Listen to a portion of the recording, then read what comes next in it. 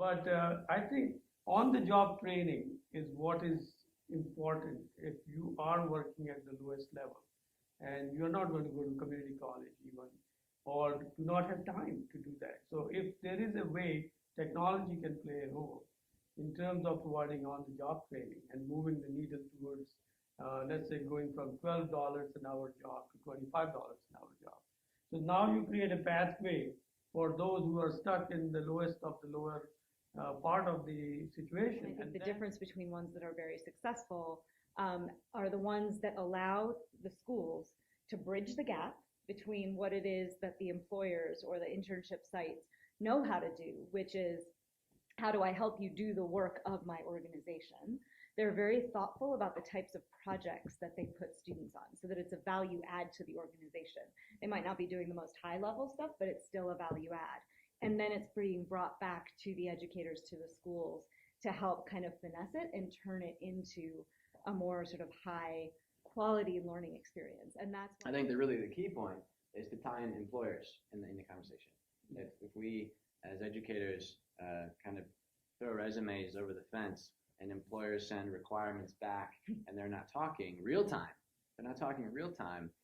we're going to be stagnant as we've seen for the last century. I think that we're going to go through a period where it actually gets worse before it gets better.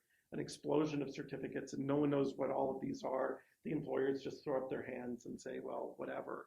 So I think that, what you're talking about is the real promise. We know that we can train people better than we have been, okay? But how that translates into the sort of non-college workforce getting people jobs, I think that that's actually, that it's not a direct, in theory it's a direct path, but in practice I don't think it is. High school dropout, Bitcoin trader, she had everything you mentioned. High performance, just pointed at her target, which would be considered wrong by most of us in this room, right? She finished our boot camp. I think she had like 1 or 2 semesters of college, and she joined a really high-end software development consultancy here in Denver. And they have a informal apprenticeship structure for on-the-job training. Within 6 months, she's 19 years old, within 6 months, at a bill rate of $175 per hour, she was the 3rd highest grossing employee in the company of over 35 billable consultants, right? So it works. What we want them to do is we want to give them intrinsic motivation. We want them to feel like they've mastered things. We want them to feel have high expectations. We want them to go into a job and say, I belong here.